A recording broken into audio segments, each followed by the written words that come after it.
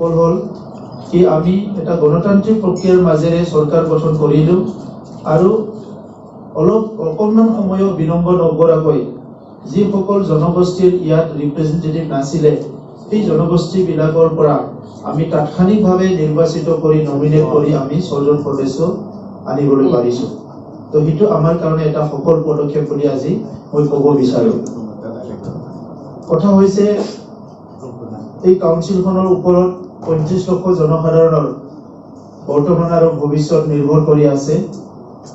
আমাৰ ওপৰত ৰাজ্য চৰকাৰ আছে, কেন্দ্ৰীয় চৰকাৰ আছে, কিন্তু এই অঞ্চলৰ উন্নয়ন আৰু বিভিন্ন যি বিষয় আছে আৰু 6-7টা হয়তো ডিপাৰ্টমেন্ট আৰু হস্তান্তৰ কৰিব, যিটো বিটিআৰ চুক্তিত এইটো মেনশন কৰা আছে, এইটো লিপিবদ্ধ হোৱা আছে।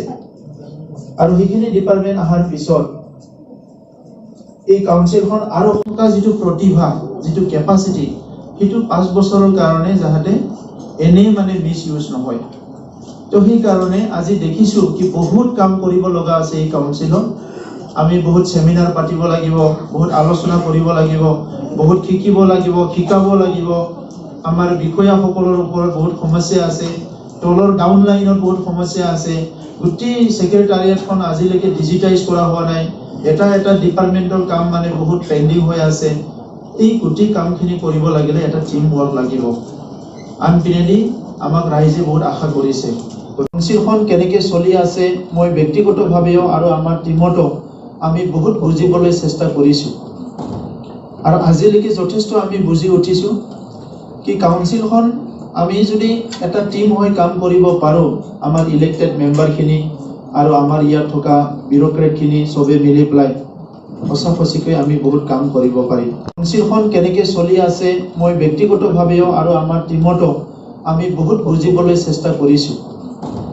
আৰু আজিলৈকে যথেষ্ট আমি বুজি উঠিছো কি কাউন্সিলখন আমি যদি এটা টিম হৈ কাম কৰিব পাৰো, আমাৰ ইলেক্টেড মেম্বাৰখিনি আৰু আমাৰ ইয়াত থকা বিউৰোক্ৰেটখিনি সবে মিলি পেলাই সঁচাকৈ আমি বহুত কাম কৰিব পাৰিম। মেম্বাৰ আছে, এই মেম্বাৰসকলৰ শপত গ্ৰহণ এই কাৰ্যসূচীটো চলাই নিয়া আমাৰ সন্মানীয়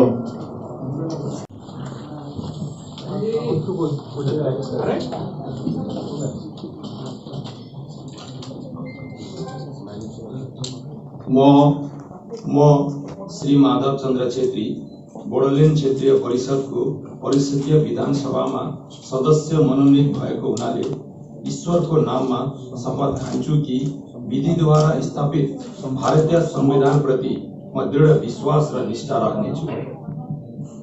म भारत को सार्वभौमता अनि अखण्डता अक्षुण्ण राख्नेछु तथा मलाई प्रदान गरिएको पद को कर्तव्यहरू श्रद्धापूर्वक निर्वाह गर्नेछु।